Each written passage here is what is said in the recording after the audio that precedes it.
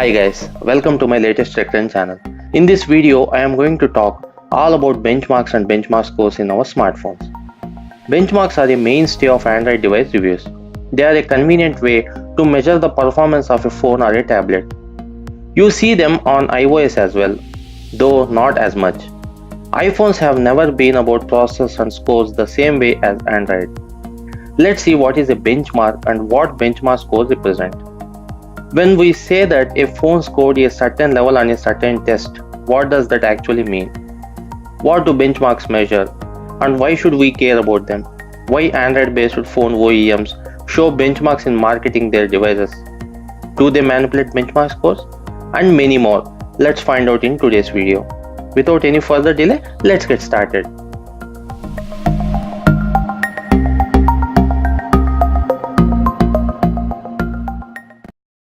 What is a benchmark? At the most basic level, a benchmark is an app that measures how fast your phone can process the data when you throw on it. Benchmark subjects the phone to a series of tests to find the upper limit of its capacity. The idea is that if you subject the phone to enough stress, you can find its maximum performance. The performance can be given a numerical rating called benchmark score. In Android, most reviewers use antutu and geekbench app benchmark scores to see the performance of a smartphone, and these scores are also used to compare with other phone performance. There is no absolute scale in benchmark scores. Every benchmark app has its own scale, so we cannot compare two benchmark apps. Now we know what a benchmark is. Let's see what benchmarks apps like antutu geekbench measure with their scores. Our smartphone is a complicated mesh of components, all specifically engineered to work together. Suits like antutu measure everything from CPU speed to how fast the interface is rendered, and even how fast you can read or write to your SD card or internal storage to give the phone an overall performance rank. Mainly, all benchmarks apps measure three basic important hardware internals of any smartphone.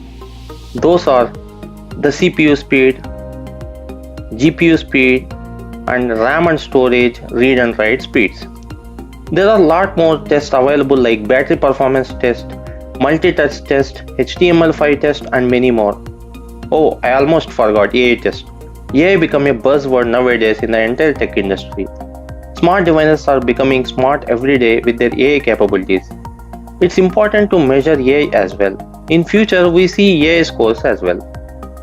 Let's see different scores in a smartphone one by one. The CPU scores. Calculation tests measure a CPU processing power. At a basic level, processors are designed to do high-speed calculations quickly. These benchmarks apps use a variety of math-based tests to see how much a processor can handle. For an example, they might see how much data a CPU can compress in a given time frame, or how fast it can search for prime number, etc. The more it can get through, the more powerful the processor is. If you see Geekbench scores, it gives a single and multi-threaded scores. This overall score is based on CPU floating point and integer scores. CPU has a dedicated integer and floating point units to do high-speed calculations. Based on the scores, one can say how powerful CPU is in terms of high-speed calculation. But antutu scores of CPU are different. More or less they do similar kind of task, but the score scale is different. This benchmark app gives CPU mathematics scores, common use scores, and multi-core scores. Both Geekbench and antutu scores are different. We cannot compare both app scores. Most of the time, the phone runs from a single core. Even dual and quad core devices use only one core at a time for everyday tasks like navigating the OS and switching apps, etc. A phone's single-core performance usually correlates to how snappy it feels in most tasks. GPU scores. 2D and 3D graphics performance tests measure a GPU performance. These benchmarks apps test GPU's performance. By seeing how fast they can display both 2D and 3D graphics, this can be evaluated by checking how many frames GPU can render per second. The more detail they can render per second, the better the score they get. Nowadays, companies are putting so much effort in GPU optimization and performance. They are spending billions of dollars in R&D to get best out of their GPU. For example, GPU turbo technology. This technology makes the game experience rich and fluid. I have already made a dedicated video on GPU Turbo. If you are interested, you can check the cards. Both these benchmarks apps show different scores for GPU based on 2D and 3D graphics performance, RAM and storage scores. The benchmark tests RAM performance, multitasking performance, SD card read and write speeds, and database I/O performance testing. One may get confused. Is it really important how fast RAM and storage is? Well, the answer is yes. We generally evaluate a device performance based on the CPU or GPU. But it doesn't matter how fast your CPU or GPU is if the RAM or internal storage takes forever to find the data you need to process. I have already made a dedicated video on RAM and storage technologies like LPDDR5 RAM and UFS 3.4 storage technologies. In that video, I have explained how much they impact our smartphone performance. If you are interested, you can check the cards. I'll leave the video link. Both benchmark score tests show different results in terms of memory or storage scores. These scores represent how fast a RAM or storage data can be processed. Apart from these tests, there are so many feature tests like HTML5 test, LCD test, multi-touch screen test, or battery performance test, etc. But in order to check all these tests, it will take hours of time. So that's why generally these tests get skipped by the smartphone reviewers. You guys might have heard that smartphone manufacturers manipulate or cheat on these benchmark scores. If you are wondering why and how, let's find out. Well, to know why and how smartphone OEMs cheat or manipulate benchmark scores, let me dive a little deeper.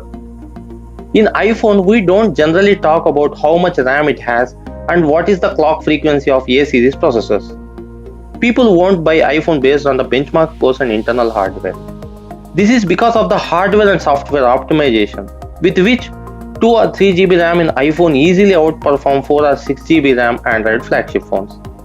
Moreover, both hardware and software are controlled by Apple.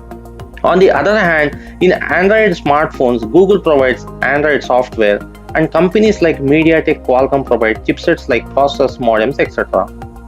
Smartphone OEMs like Samsung, OnePlus, LG, Sony, etc. take these chipsets from the chipset vendors and software from Google and add their skin on top of that and manufacture their smartphones.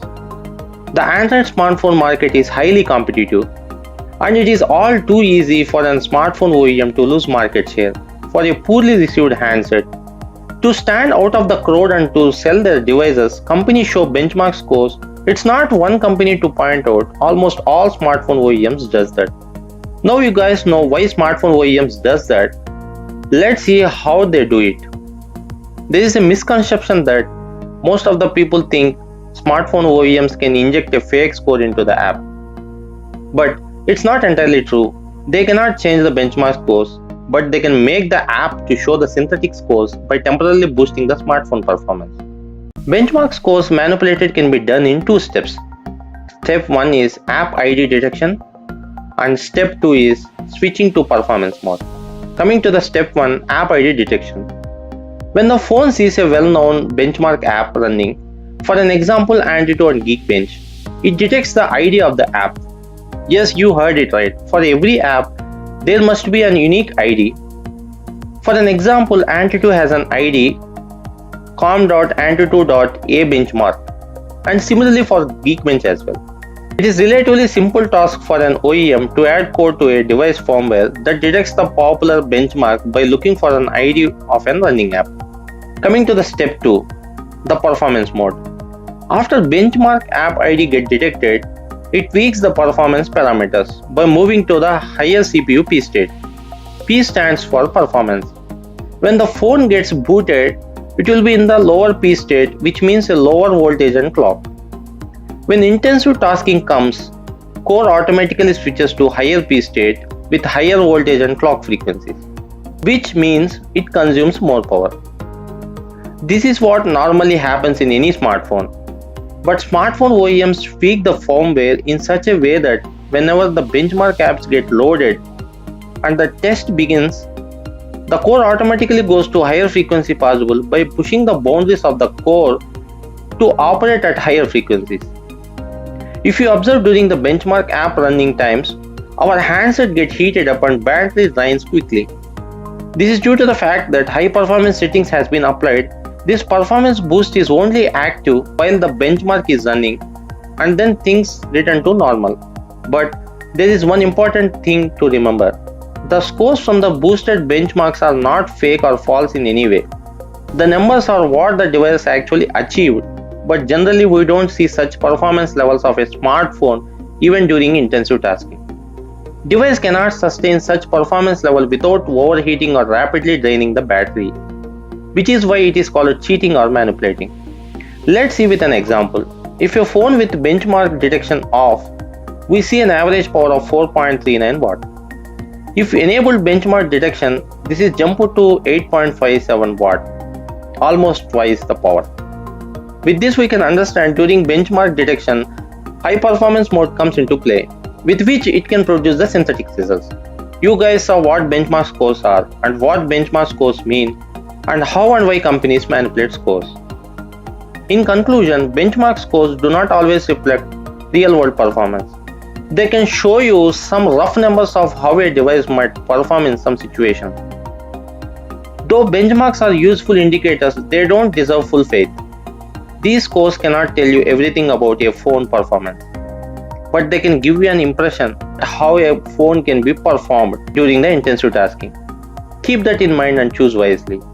What do you guys say? Do let me know about your thoughts on smartphone benchmarks in the comment section below. That's it for now in this video. I hope you find this video informative in understanding benchmarks and benchmark scores. If you like this video, like it, share it, and subscribe to my channel. Press the bell icon to get notified. Thanks for watching and hope to see you in the next video. Take care guys. Bye bye.